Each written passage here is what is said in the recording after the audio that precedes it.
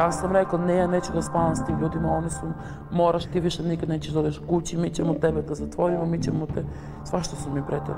Nikad neću to da zaboravim.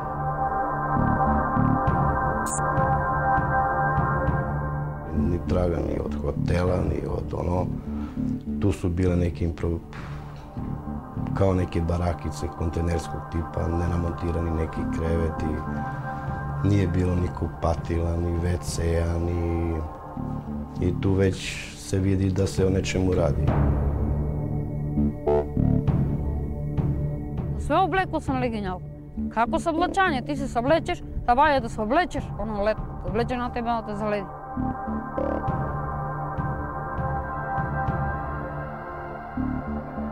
Svi ovi ljudi su sada dobro, ali sa traumama kojih se još uvek oslobađaju jer su bili žrtve trgovine ljudima. Vidjet ćete priču o tome kako je majka prodala dvojicu sinova da praktično budu robovi, odnosno da rade u seoskim domaćinstvima najteže poslove bez naknade u Makedoniji. Vidjet ćete kako su žrtve tranzicije, boreći se za novi posao, potpuno nesvesno ušli u lanac trgovine ljudima, javivši se na oglas. Mislili su da idu da rade građevinske poslove u Rusiji, a završili su u Čečeniji, odakle su jedva izvukli žive glave. I konačno, tu je priča devojke koja je sa 15 godina bila prisiljena na prostituciju i koja je pravovremenom akcijom policije spasena da ne bude prodata dalje u lancu trgovine ljudima. Svi su oni bili hrabri da pred našim kamerama ispričaju šta im se dogodilo i da nastave da se bore dalje za normalnu svakodnevicu. Otac i majka su isto i oni se, otac maltretira majku, nisam imala drugi izgled nego da odem negdje. Mislila sam sve će biti bolje da zaradim neki novac, da opet eto pomognem nešto mojima. Ja sam imala 15 godina, moja drugarica je imala 18 godina i onda došla ona po mene i ja rekla sam mami, mama, ja idem gore da radim. Ona je plakala, prijavit ću tu policiju, ovo ono. Ja nisam davala da me ona prijavi u policiju. Ja sam rekla, ako me ti prijaviš u policiju, mene nikad više nećeš da vidiš. Kuda u tom konkretnom slučaju ta drugarica koja je žrtvu pozvala da radi kao konobarica, a nije ni znala da se iza tog jednog profila svojih gazdi kriju trgovci ljudima koji su zapravo samo nju iskoristili da im dovede žrtvu do mesta eksploatacije. Mi držimo tu i tu kafanu, nećeš biti ništa ugrožena, mi ćemo tebe da pazimo kao svoje dete, ali međutim to je ispalo sve obrnuto. U prvi kraj sve je bilo okej, plaćali su me, samo nisu mi davali nigdje da izlazim, držali su me non stop u kući. Radio sam u Zastavi Zastava servis Surdulica. Bio sam poslednji na liniji, bio sam tehničar na tehničkom pregledu. Ja sam trenutno bez posla i supruga je bez posla. Taj Goran je tražio majstore, ja mislim negde oko 200 da je tražio da ono, i imao je kontakt telefon. Oglasi tipa traže se građevinski radnici, stolari, moleri, građevinari za rad u Italiji, samo kontakt telefon. Bez naznake koje je to preduzeće traži, koja je to građevinska firma ili koja to osoba traži. Svi ti oglasi, kada mi dođemo do takve informacije, za nas su uvek sumnjivi u prvoj fazi. On je tražio lično da odem na razgovor kod njega. Što sam i učinio, otišao sam tamo na razgovoru i znao sam da se dešavaju prevare, te sa radnicima, i ja sam mu skrenuo pažnju. Otišao sam kod njega i onda on pitao šta imaš završeno, mislim, treba papiri. Ja sam rekao da znam da radim zidariju, pošto se bavim zidarije i onda radim po profesiju sam moler. Kaže, pošto nema mesto, kaže, u avion, onda ćemo, kaže, ići sa autobusom. Rekao, čekaj, kako će da idemo mi autobusom kad avionom se ide, i onda bi mene tada ispalo sumnjivo.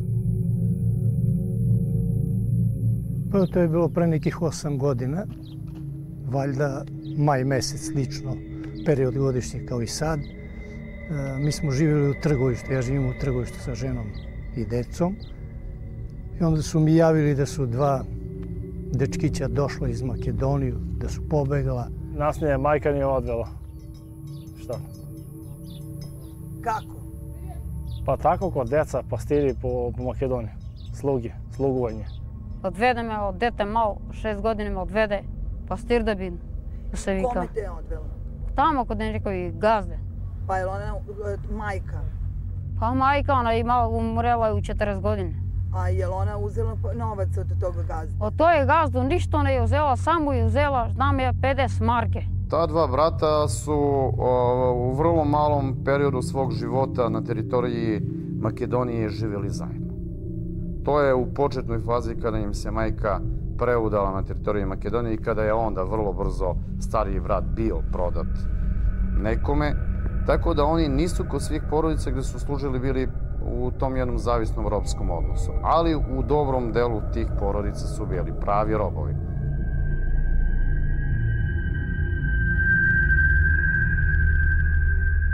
Radila sam kao konobarica, pa dođem kući, pa moram da im spremam ručak, pa da im čistim, pa da im čuvam decu. Da je posle počeli su da me navlače na prostituciju. Prvi put je ovako bilo. Došao je jedan čovek koga ja uopšte ne poznajem i ona gazdarica moja, ti ćeš da ideš s njim, ovo, ono, ako ne ideš mi ćemo ovo, znaš, pa da me maltretiraju, moram da idem s njim. Mi ćemo tebe da tučemo, nećeš nikad više da odeš kod majke, mi ćemo da te zatvorimo i tako to. I onda počelo je prvo od tog čovjeka, pa onda dalje. 2-3 meseca je to trajalo. Pa 5-6 čovjeka za jedan dan. Terali su me da pijem piće. Ja izađem napolje, povraćam ono, opet se vratim, moram da pijem, znači da bi oni imali što veći bazar. Po litar 2 sam ja ispijala vodku na dan. I guarane po 10-15 komada popijem. Piješ i onda dođe neko i ideš sa njim. Tako da ti kažem, mnogo puta se ne sjećam sve šta je bilo.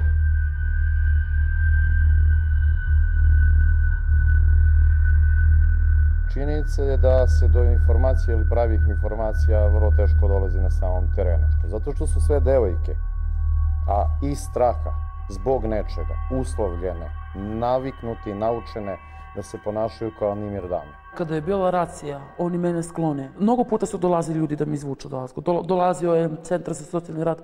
Uvek kada se to desi, oni uvek mene pošalju kući da ja taj dan ne radim. Kad dođu tu ti ljudi da me izvuku. Gde kući? Pa kod njih u Vranje.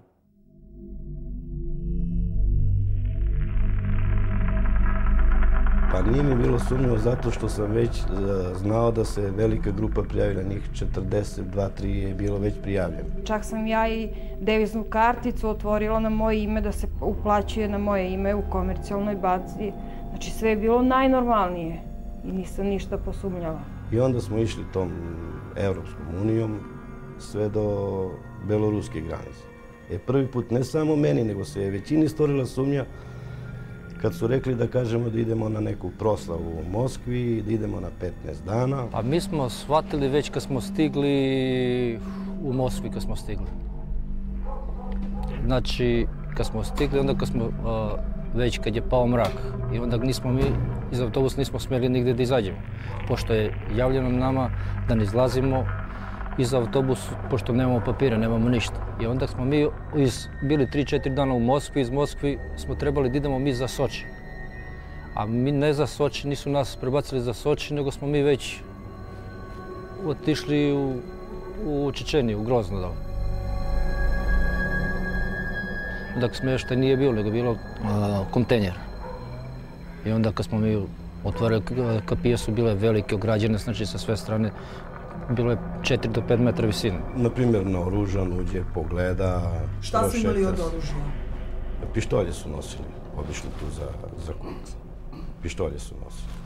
Pošto ja ne razumem ruski, ima kolege koji razume. I onda oni kažu da ne smemo nigdje da se krećemo. Tu radimo, tu sve. I onda smo počeli te iskope, onda smo nalazili na neke plinovode. Onda tu je bilo crknutih pacova, baš jednu zmiju smo ubili. Onda jednom prilikom iskopali smo jednu ogromnu bombu neku. Bio je 2 meseca u Groznom, u Čečeniji. Nismo svakog dana, svakog drugog, trećeg dana smo se čuli. Govorio je sve najbolje, međutim, ipak sam imala i osjećaj i u glasu sam prepoznavala da nešto nije u redu. Međutim, on nije imao uslova da dođe sam. I zato čekao je priliku da se organizuju i da od tuda krenu tako kako su morali. Jel si nekada tražio da oni tebi daju neku nadoknadu, da ti da plate nešto? Ja sam tražio sve, ali oni su rekli da toga nećeš dobiješ, najvjerojatno to da znaješ dok li si kod nas, dok li lep jedeš, do tu sve će biti dobro i dok slušaš. Ali kad nastaviš ti tako da pričaš mnogo i da govoriš, onda će postupimo sa loši stvari. Mnogo puti smo probali da begamo ni da se snajdemo. Nema, begaš, pa zašto si begaja, pa te vrednja, pa ti se dere, pa ti vika. A kako kad probaš da pobegneš, gde bežiš? Pa misliš negde da se snajdeš, uhvatiš ili negde da otideš. I kako te oni nađu? Moratično, nemaš kude. Ne razmišljuješ da brišiš na... Imali su jedan obrok koji su ponekada nosili sa sobom, ono što im neko da vrlo oskudne obroke i taj nekada večernji malo bolji obrok. Znači oni su jedva jednom dobijali obrok u toku jednog dana. I ruke su mi pucale, ja sam bilo malo krv. A tebe ti šugaju, tebe ti ruke biti šugave, ne gi pereš, ne gi miješ. Kako ne gi miju, ih pucao, počne krvo sve bida de. Sve krv bide. I od tu videla sam, ne možeš da izdržiš, ne možeš da izdržiš. Mrzneš na mrazove, na studovi. Tako je bilo najteško.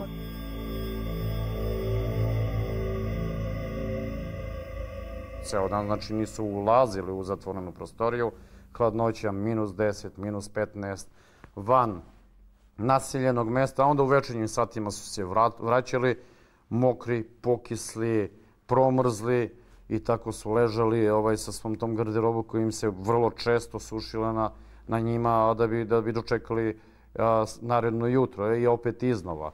Ja, vrata mi se dogovor, to je bilo kao nedelja, jutro to dan nedelja.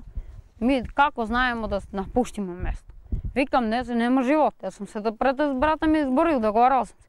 Nema se život, vikam ovdeka. 2 dana tamo, 3 ili 4 dana smo bili po Makedoniji, znači, 2-3 dana. Poslije 4. dan smo prešli granicu. Nismo mogli da verujemo da imamo 2 momka još onog trenutka kada smo im utvrdili identitet, da su to ljudi koji imaju od 24-5 godina, a da jedan od njih izgleda kao da ima 14 godina i da ni jedan ni drugi nemaju pravu komunikaciju. Jednostavno oni nisu znali da govore. Dok mi nismo shvatili da njima treba zaista malo vremena da se oni priberu, resocijalizuju, reintegrišu i da krenemo u pravi rad. Pa bekstvo se da vam pričam, to je organizovano. Trgovac jedan lokalni tu što je radio u toj trgovini. Na neki način smo se sprijateljili sa njim, on je nas zvao Hristijani. I on je to imao nešto u sebi ljudskog. Našao je nekog prijatelja koji ima kombi, doduše dobar neki Mercedesov kombi, a nam je tražio $2.500. Taj gazda gde smo tu kuću zidali. Verovatno možda u njihovoj veri da gladni ljudi ne rade, da on nam je dao, kaže evo ja ću vam dati po $350 i čim nam je taj dao taj novac. Mi smo se opet ovome obratili i bilo je tako podne oko 3:15, taj je sa kombijem došao. Mi smo bukvalno radili do 3 sati, stvari smo neprimetno spakovali u kombi i krenuli smo za Moskvu, do naše ambasade. Pa oni su se zgranuli i onda neko od nas je dao broj telefona od ovog Gorana. I sve to ispričam, eto sad ja vama što sam ispričao u kratkim crtama, ali oni su tražili neke detalje i mi kažemo. Lično ambasadorka znam dala i novčani prilog, crkva je dala, ne znam još koji da nam se kupe karte. I onda su nas nahranili, malo smo se odmorili, odvezli su nas do doma. Ko se pojavio na vrata da je to bio smrad koji ne može da se opiše. On je 3 dana putovao, znači do Moskve i od Moskve do ovde, kaže, još 2 dana. To je bilo užas.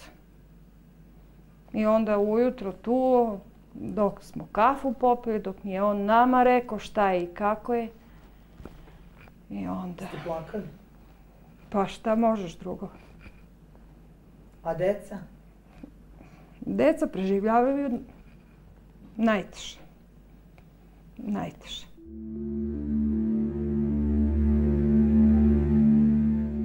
...23. decembar mislim da je bio. I ja dođem na posao u 2 sati i odem u kafić da pijem kafu. I sada dolazi neki 4 tipa. Nisu bili kao ovi naši policajci, nego kao pogranična policija. Došli su i seli su ovako preko puta mene. Taj Dragan je bio i još jedna žena, ne znam kako se zove.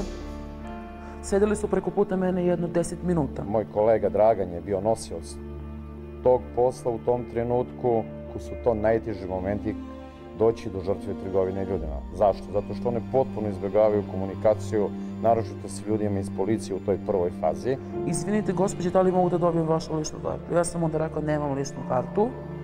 I oni su rekli, morate da pođete s nama da utvrdimo identitet lica. Ja nisam htjela da sarađujem sa nikim. Tražila sam samo moju mamu da dođe, da je mama tu pored mene.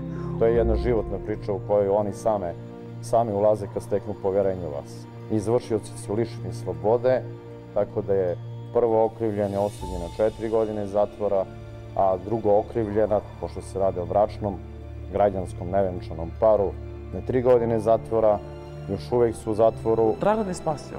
Da nije bio on, ko zna gde bi sada bilo. Šta misliš, gde bi bila da bi bila? Pa, na primjer, kao što se dešavaju devojkama.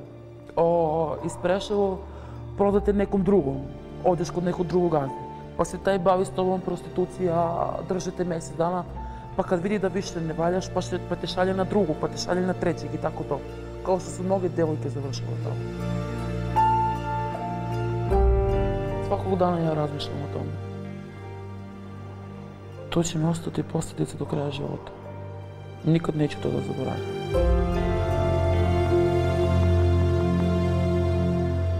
Ne znam što da kažem. Ali dobro je. Za razliku što je bilo u Preševu, mnogo je bolje.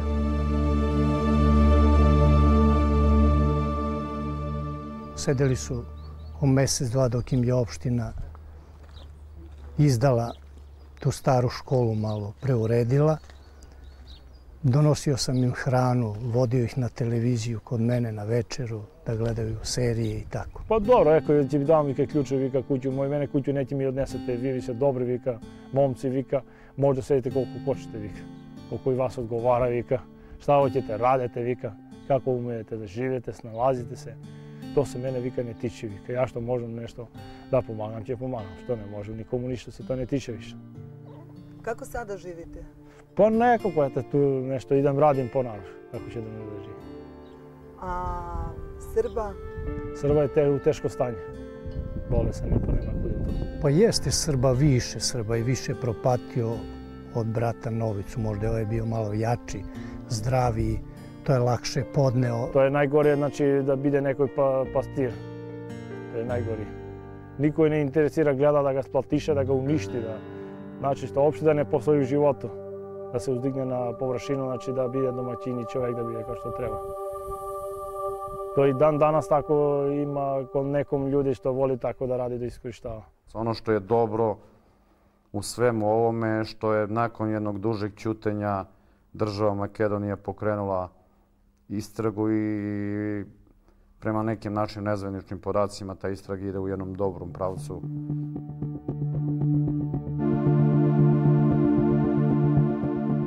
Na lečenju sam trenutno.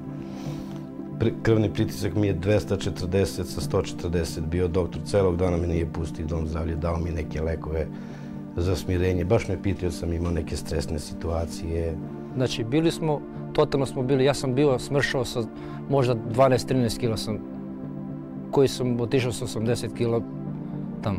2 slučaja smo imali momente kada su izvesna lica dolazili na kućnim adresama žrtava, odnosno oštećenih i najprije metodom pokušaja uslovljavanja, pretnji da povuku svoje iskaze, a onda su čak i nudili velike svote novca kako bi ovi povukli svoje iskaze. Nudili su mi da oni mene isplate, razumeš, 4700 eura. Ali ja nisam pristao zato što prvo moje zdravlje ne može da plati niko.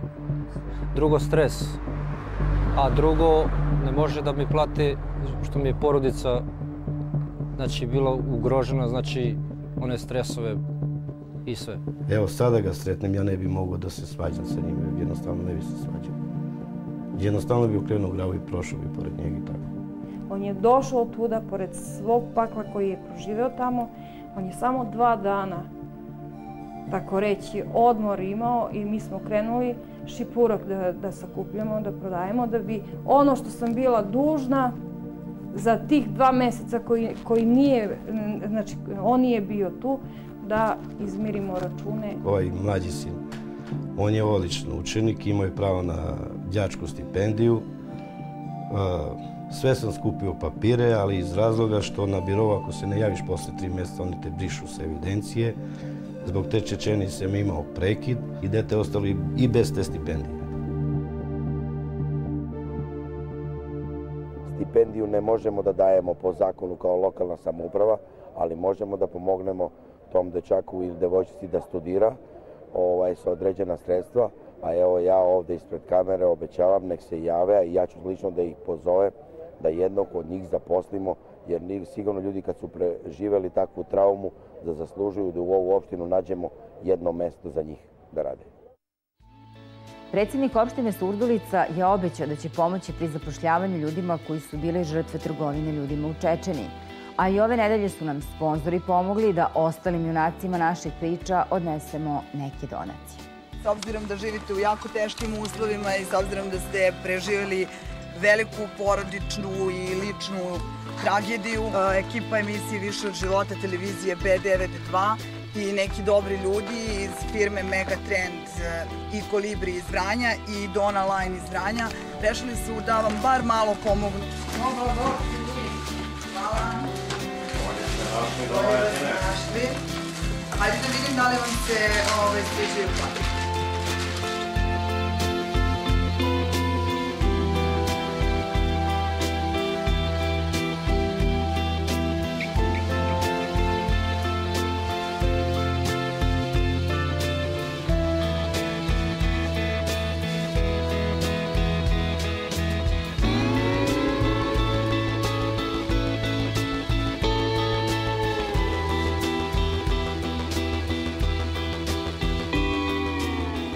Meni rekla da ti najviše fali, da najviše bi volela trenutno da imaš mobilni telefon kako bi mogla da se čuješ sa mamom i sa tatom koji je trenutno u bolnici. Kada je za to čuo, savjetnik ministra policije Ivica Tončev rešio je da te zajedno sa nama iznenadi. Tu imaš i karticu i 3000 dinara kredita. Hvala. A ovo je za tvog supruga i tebe i to su neke namirnice i potrepštine, ono što svakom domaćinstvu sada treba, s obzirom da ste u lošoj situaciji. Dobro će vam doći, makar privremeno, a ja se nadam da će i ostali i institucije i dobri ljudi koji budu videli da se sete i ponude neku pomoć. Vidimo se naredne nedelje kada ćemo prikazati priču o čoveku koji je i heroj, kao i svi naši junaci, ali i legenda. Ima preko 90 godina i trčeći je prešao preko 165.000 km. Ako već ne naslučujete o kome se radi, gledajte nas i naredne nedelje u ovo isto vreme. Doviđenja.